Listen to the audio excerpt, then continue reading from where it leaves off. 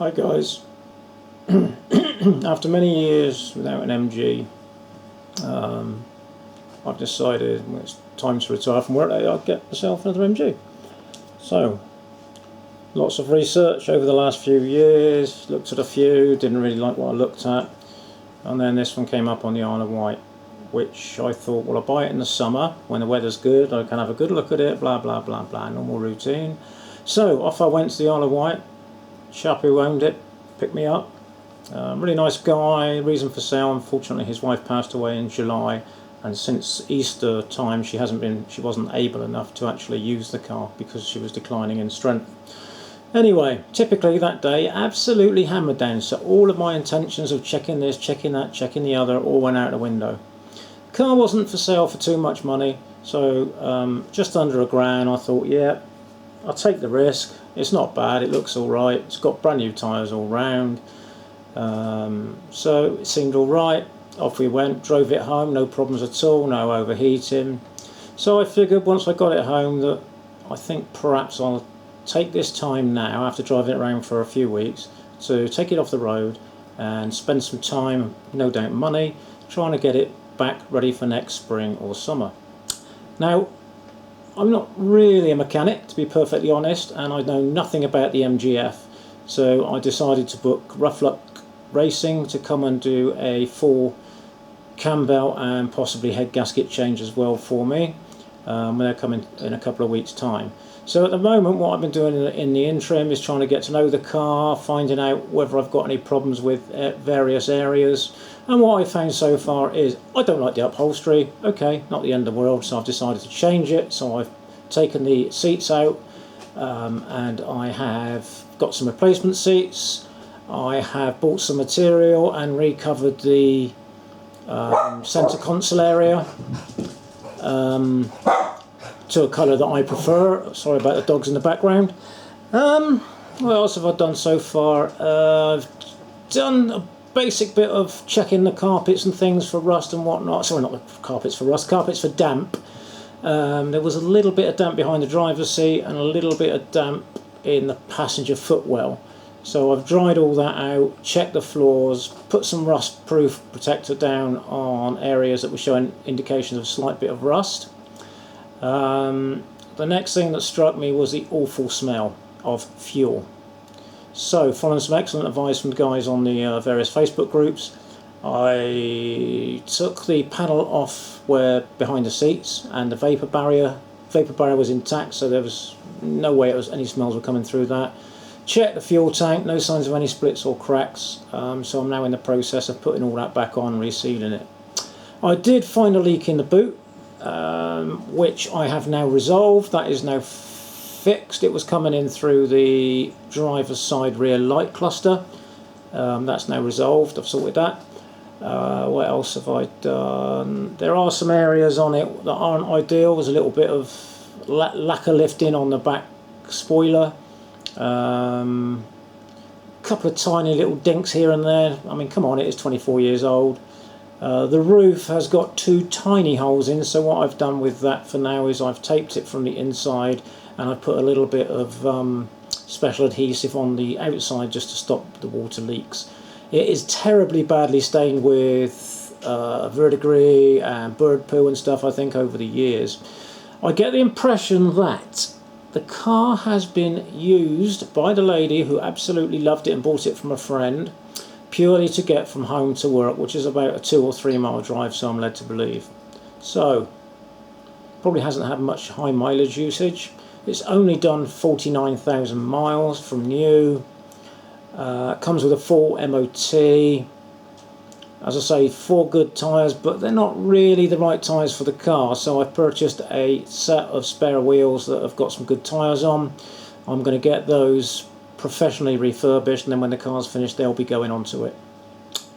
The stereo didn't work. It had power to it, but I couldn't get any sound out of it, so I've got that to look into. Yeah, it can't be much wrong with it. I've taken the stereo out and I've replaced those rubbish speakers in the back with some decent Panasonics. Reason I went for Panasonics rather than the Alpine equivalent was just simplicity and familiarity, really. They went in nice and easy. They provide you with all the connections you need. So it was a doddle changing those. I have changed the T-bar cover because I wanted a tan one rather than the black. I've gone for cream steering wheel, cream gate, handbrake gaiter, which I haven't changed yet. I'm trying to get hold of a cream steering gaiter as well. Okay, so that's a basic summary of where we're at. I'll try and get some footage as we go along now, and also explain what I'm doing when I'm doing it. Okay guys, thank you very much. Oh, I should introduce myself. I'm Mark. I'm fortunate in that I'm retired. I'm unfortunate in that I haven't got a huge pension, so everything is on a budget. Retired early, so a little bit of time to have some fun. Yeah, so see you soon, hopefully. Cheers. Bye. Okay, so here we have, well, actually our living room, believe it or not. The old seats here were in the black leather with the material middle bits. They're in reasonable condition, to be perfectly honest, but they're not my cup of tea.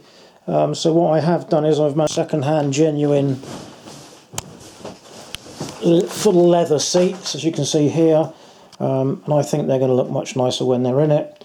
I've also got myself the handbrake gaiter to go on as well. I've gone with the tan T-bar cover, which I've drilled out as well to take a what do you call it? A wind deflector thingy from the back. Didn't have any problems actually sorting the seats out. That was relatively straightforward. Taking them out, I presume putting them back in will be about the same. I also changed the steering wheel, which I shall show you in a second. Okay, so here she is. Lovingly known as OB, or OB. Reason being that my wife described it as an old banger, so I've stuck with the initials O and B as OB, and that's what she's now going to be known as. So looking around the car, as you can see, the roof is in not particularly good condition. Lots of stains on it which need looking at, and the dreaded opaque look of the plastic rear window. I will have a go at polishing that up at some point to see if that improves. The car, steering wheel changed. As you can see, I've got a split there on the binnacle which I need to sort out. A replacement. I know they're an absolute nightmare to change because the bolts for them come up through the heating area and all that, so I'll have to give that some thought how I'm going to do it. Okay, so there's the taken out panel for the petrol tank area when I was investigating the smell of petrol. There was a little bit of rust at the bottom of the panel, which I have treated, and that will be going back in shortly. As you can see, the best part about this is the nice shiny Pioneer speakers. Not really much else to say really in here. 8-spoke, standard 8-spoke wheels, they're okay. Don't like the tyres on it, as I've said. Top here, which for now I've used adhesive to seal, stop water getting in. Seems to do its job. If everything else goes well with the car, they will get replaced in due course. As you can see, the boot is being used mainly as a storage area at the moment, and a nice dry floor. It was leaking down from here-ish, as you can see in there. I've sorted that with some sealant because when I tried sorting the gaskets, it didn't do anything. Admittedly, I could fit new gaskets, which I probably will do at a later date. Again, if nothing else major comes along, and this really is a case of sticking plasters on for now until I get to the overall status of the car. One of the next jobs I have to do is to get under the car and check the subframes and everything for rust. Of course, there will be some of the MOTs highlighted some issues with rust, but not major. They were just advisories. So what I want to do is to get the bottom of them and get rid of the advisories. Okay, so inside the bonnet area, as you can see, I've done a little bit of de-rusting of spots that were there. Nice and clean. Spare wheels stored at the moment out the way in the garage. There's a pain in the neck in there. The cover on the for the hydrogas is interesting because it was resting like that, not screwed in or anything, so that's something else I have to sort out with some new nuts for that. Looking in at the snorkel unit, I think it's called, that unit in there, as you can see. I didn't know they had a metal unit, a metal top on them. I wonder if that's been put there to try and address a water ingress issue. But the panel from behind the seats that separates off the fuel tank, I have put some rust killer on areas that were rusty after not grinding them, but after using a wire brush on them. It's not too bad actually. It's not as bad as it first looked. It's solid. It's out of sight, so it's behind the carpet, so I'll probably leave it as it is rather than worry about painting it up or anything. Okay, so the panel for the fuel tank access has been resprayed. The rust has been sorted before respraying, and I've used Nitromor's Gold purely just to give it overall longevity protection. I know it's not the exact same match as the car, but I think you'll agree it's better than the silver it was. Next stage is to get all these screws, bolts and nuts put back on, tighten it up, get the soundproofing back on and the carpet back on, which as you can see needs a little bit of cleaning where the rust was and the dirt was. Also 24 years of grime. Nice. So whilst I'm doing it, every time I come across a little bit I'm going to give it a clean up. The same goes for when I take the handbrake gaiter off to change it, and when I do the steering? When I do the gear change gaiter as well. You see I've got all the radio wiring out. As the radio when it came with it didn't work, so I am going to be looking into that with a view to eventually changing the radio. After all, who uses CDs these days? I will keep hold of it for authenticity, because obviously that's what it came with when it was new. I have replaced the speakers at the back, as you can see, with the decent Pioneer four-way ones.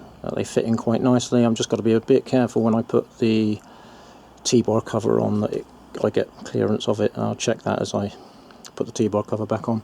Probably going to leave the T-bar cover off depending on what Rough Luck say, because I think they're going to need it off anyway to get access to the engine. As you can see, still lots of dirt and grime that I'm going to clean as I go around.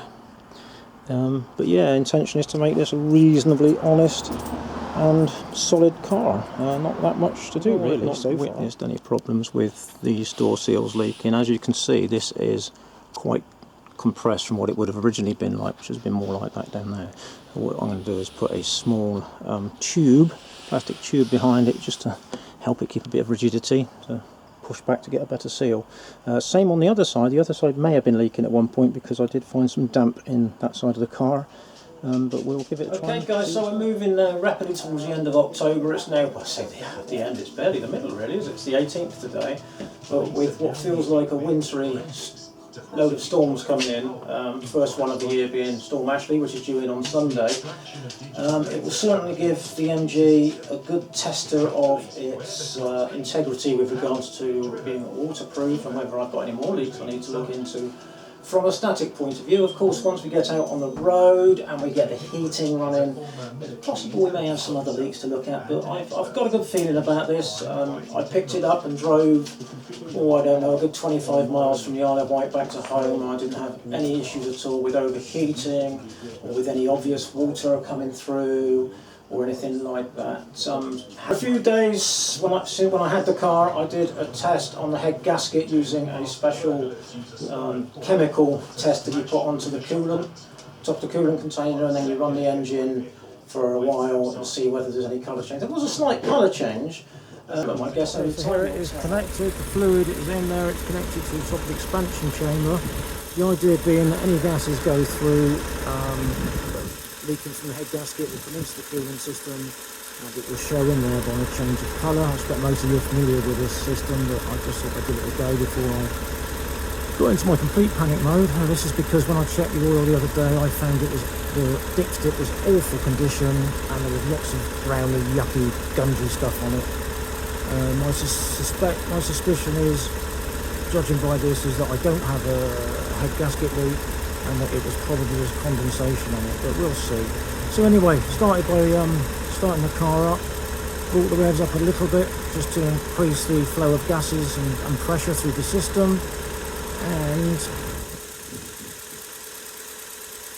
here we have hopefully the results. I'm just going to leave it like that until the engine is completely warmed up. Don't think there's any colour discoloration or change of colour at the moment to be concerned about, but we'll have a look in a minute. Okay, good afternoon guys. So what I've done now is I've sprayed up where I protected it, put the petrol tank cover, secured it back on after getting the integrity correct again around the vapour barrier. As you can see now, I've finished protecting the, spraying the inside of where I rust proofed it. Okay, so I can now begin to start rebuilding the interior. One thing I have done, as you can see there, where the seat goes in on that mounting there, I noticed when I took it out it was a bit stiff, so what I've done is I've sprayed the recess with WD-40, then I've used some grease in there as well just to make sure that the bolt will run in smoothly. It was the same on the other side, can't quite see it there, but it was the same on the other side, one on the other side.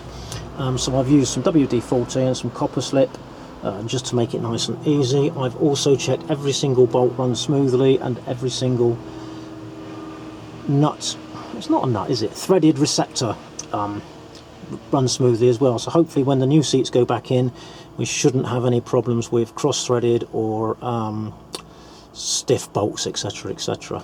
I think now we're just about ready to let this paint finally dry, and then tomorrow start the rebuild. Looking forward to it. Absolutely gorgeous day today. This is just before Storm Ashley is due to hit us, so I thought I'd come out and start putting the interior back. As you can see, I've now put the soundproofing on the back there. I had started looking at putting the felt down and the carpet back down, however I found a puddle which wasn't there before. I'll show you where the puddle is, or was. I've now dried it out.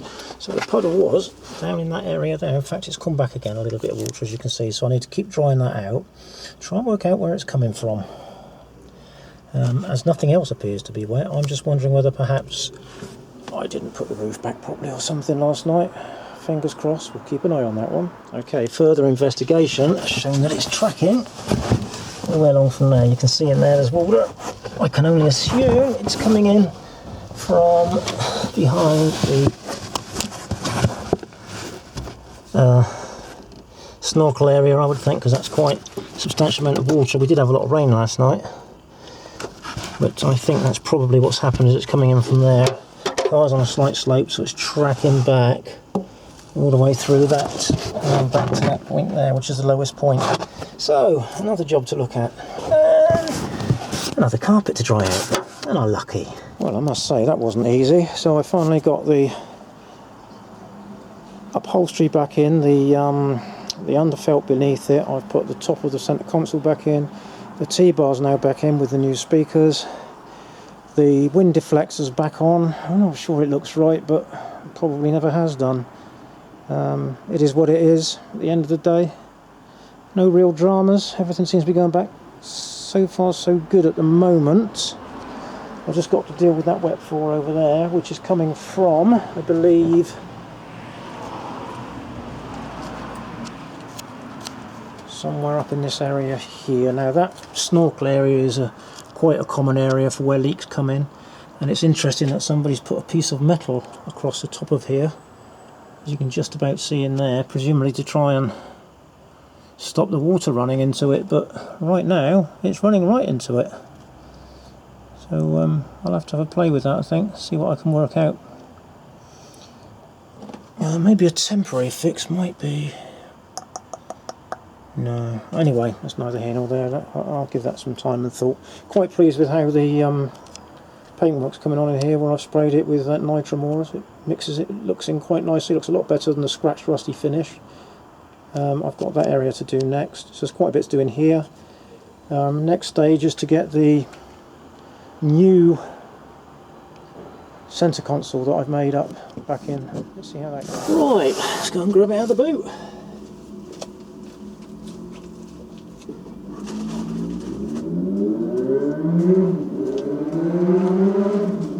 My first attempt to reupholstery, it's not too bad.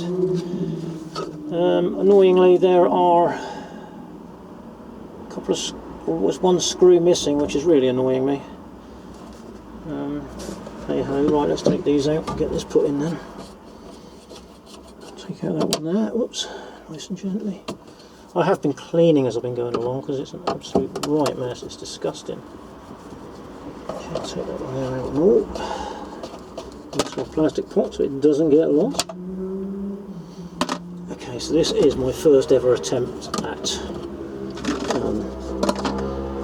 doing any major work on a car since I was probably about, oh goodness me, 18 or 19. So yeah, that's a few years ago. Here we go. I'll get that one in. Now what I'm going to do for now is I'm going to use a sacrificial screw. So there should be another screw laying around somewhere in here from something else. And right now this is my priority as far as I'm concerned. That's not actually locking in on it. The proper screws needed really, but that'll be alright for now.